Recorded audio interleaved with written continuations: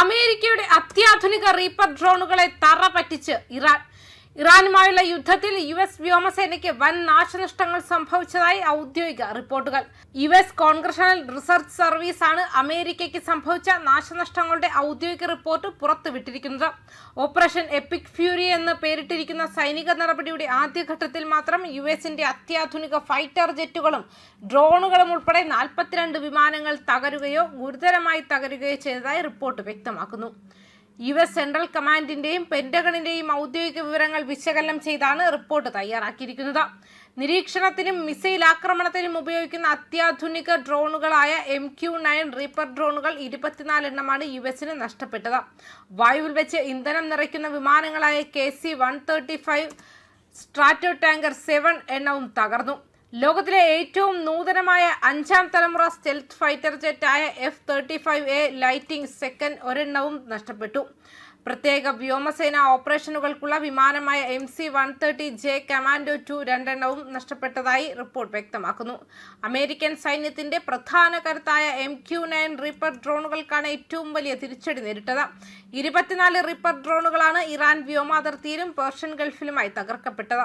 കൂടാതെ തങ്ങളുടെ അഭിമാനമായി US ഉയർത്തി കാണിച്ചിരുന്ന F-35A സ്റ്റെൽത്ത് യുദ്ധവിമാനം ചരിത്രത്തിൽ ആദ്യമായ ഒരു യുദ്ധത്തിൽ തകർക്കപ്പെട്ടു എന്നതും ശ്രദ്ധേയമാണ്.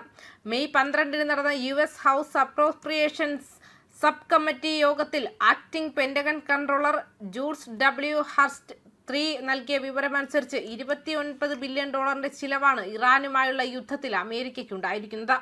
തകർന്ന വിമാനങ്ങൾ മാത്രം പുതിയതായി നിർമ്മിച്ച് പകരം എത്തിക്കാൻ USന് $4 മുതൽ $7 ബില്യൺ വരെ അധികമായി വേണ്ടിവരും. ഈ റിപ്പോർട്ട് പുറത്തു വന്നതോടെ അമേരിക്കൻ പ്രതിരോധ വകുപ്പിന്റെ സാമ്പത്തിക ചിലവുകളെക്കുറിച്ചുള്ള ചർച്ചകളും ശക്തമായിരിക്കുകയാണ്.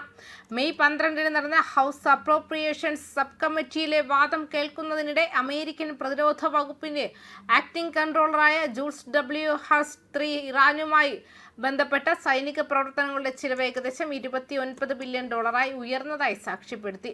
കേടുപാടുകൾ സംഭവിച്ച ഉപകരണങ്ങളുടെ അറ്റകുറ്റപ്പണികളും പുതിയ വിമാനങ്ങൾ വാങ്ങുന്നതിനുള്ള ചിലവും ഈ വർധനവിന് പ്രധാന കാരണമാണെന്ന് അദ്ദേഹം വ്യക്തമാക്കി. ഈ കണക്കുകൾ അമേരിക്കൻ സൈനിക സാങ്കേതിക വിദ്യയുടെ അഭേദ്യതയെക്കുറിച്ചുള്ള ചോദ്യങ്ങളും ഉയർത്തുന്നുണ്ട്.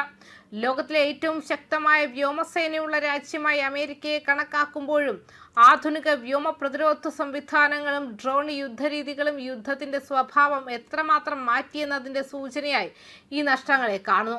പ്രത്യേകിച്ചും ഇറാന്റെ മിസൈൽ പ്രതിരോധ ശേഷിയും ഇലക്ട്രോണിക് വാർഫെയർ സംവിധാനങ്ങളും അമേരിക്കൻ സൈന്യത്തിന് പ്രതീക്ഷിച്ചതിലധികം വെല്ലുവിളി സൃഷ്ടിച്ചിരിക്കാമെന്നാണ് ചില പ്രതിരോധ വിശകലന വിദഗ്ധരുടെ വിലയിരുത്തൽ.